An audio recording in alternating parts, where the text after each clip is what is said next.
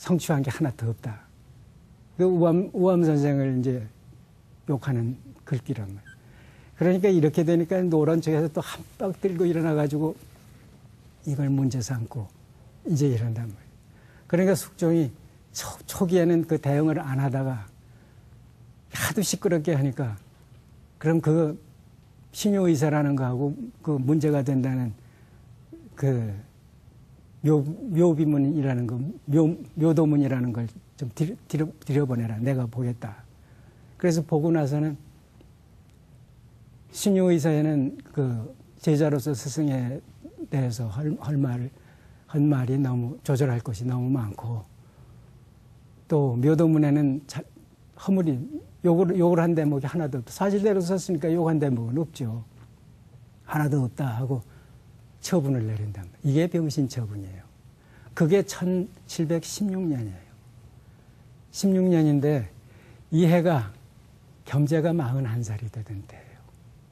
그래서 겸재는 그 사이에 아까 봤던 그 신묘년 풍악도적 같은 그림을 그려가지고는 사천이 금강산 드나드는 사람들한테 모두 자랑을 해가지고 당시 그림 꽤나 좋아하고 그림 감정에 이 자기가 제일이라는 선비들은 모두 다 그걸 보게 된다. 보고는 크게 감동을 받아요. 크게 감동을 받아가지고 일약 겸재가 30대 그러니까 그게 35부터 시작을 해가지고 36, 7, 8 사천이 한 5년 동안 현감 노릇을 하니까 그쯤 돼서 되기까지 이제 금강산을 많이 그렸단 말이죠. 그런데 이 1713년경쯤 됐을 때 겸재 스승의 형제들인 그 김창집이 이 동지정사가 돼요.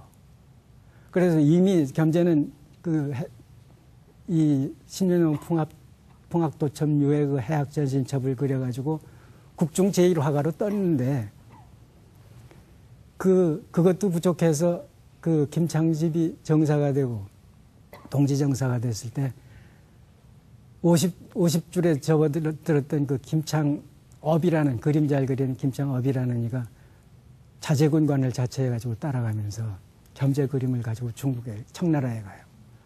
그래서 같이 갈 때 그 지난 시간에 아마 잠시 얘기했을 거예요.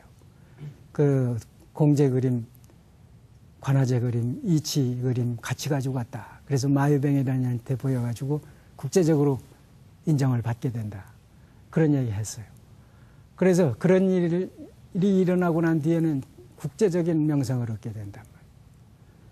그러니까 이제 뭐든지 세상에서 제일이라고 하면은 다시 보게 되죠, 사람들이. 그러니까 겸재한테 벼슬을 줘야 되겠다 하는 여론이 있단 말이에요.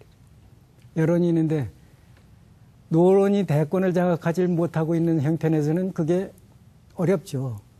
뭐 여론이 그렇게 돈다 하더라도 실제로 그게 실행하기는 어렵단 말이죠. 근데 이 병신 처분이 일어나고 난 뒤부터는 노론이 이제 대권을 잡아가지고 소론이 배제되기 시작한다.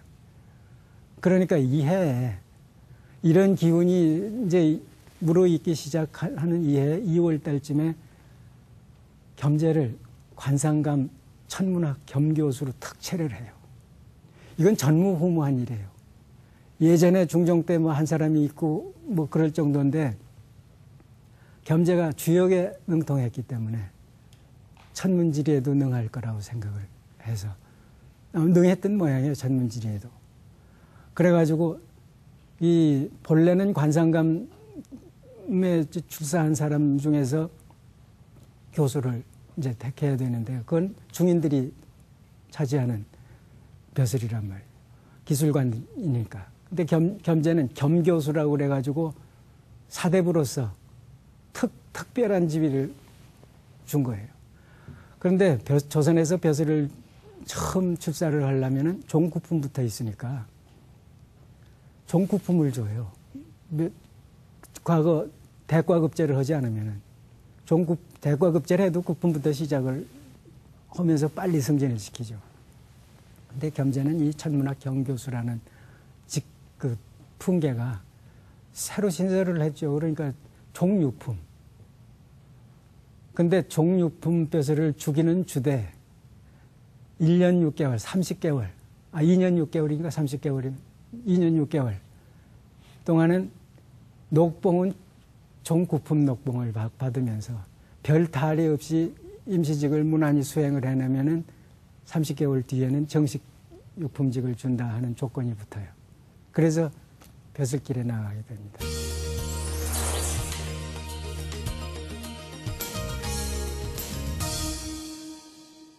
근데 이 겸재가 천문학 겸교수로 벼슬길에 나가던 그 해에 이제 노론 측으로 보면은 병신처분에 의해서 완전히 노론 승리가 되고 소론이 배제가 되기 시작을 하니까 자축을 해야 될 거 아닙니까? 그런데 자축을 해야 될 텐데 그 중심 인물이 노론 측에서 소론을 배제시킨 중심 인물이 겸재 스승 형제의 맏형인 김창집이었단 말이죠.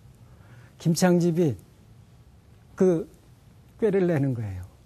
같은 동네에 사는 지금 경복고등학교 그 뒤쪽쯤에서 살던 은암 이광, 그래 대은암이 거기 있기 때문에 은암이라는 호를 가요. 은암 이광적이라는 이가 김창집보다 20살이 위에요. 아버지 친구였단 말이에요. 그래서 은암이라는 이가 그 해에 9월 16일에 회방연이 돌아와요. 과거 급제한 지 딱 60년. 60년이 된다는 사실을 알아내고는 숙종한테 가서 졸라가지고 회방연을 베풀어주게, 나라에서. 그래, 이제 인현왕후의 오빠, 민진구라는 일을 시켜가지고, 가서 숙종한테 고하게 해가지고 회방연을 열게 해요. 그러면서 회방연 자리에 그 장동에 살고 있는 율곡학파의 그 원로들, 70 이상 된 원로들을 모두 회방연에 초청을 해서 잔치를 벌린단 말이에요. 바로 그 이광적입니다, 이분이. 잔치를 벌려놓고는 겸재로 하여금 그 잔치 장면을 그림으로 그리게 해요. 그 다음. 그래서 이 그림이 나옵니다. 이게 회방연도예요. 9월 16일 날. 이게 은암댁이에요. 지금 저 뒤에 보이는 게 대은암인데 지금도 경복고등학교 쪽에서 보면 대은암이 저렇게 보입니다. 그래서 경복고등학교 그 겸재 바로 이웃댁에서 살았다고 봐야죠. 그래서 여기 참석한 분들이 대개 15명 정도가 되는데 이제 빠진 사람도 있고 뭐 그래서 한 11명 정도가 참석을 했는데 과거의 겸재는 그 진경 산수화를 그리면서 인물을 되도록이면 안 그리려고 그래요. 근데 이 얘기는 빠뜨렸는데 겸재가 32살쯤 됐을 때 영조가 왕자로 그 예전에 통이동 백성이 있던 자리가 인평이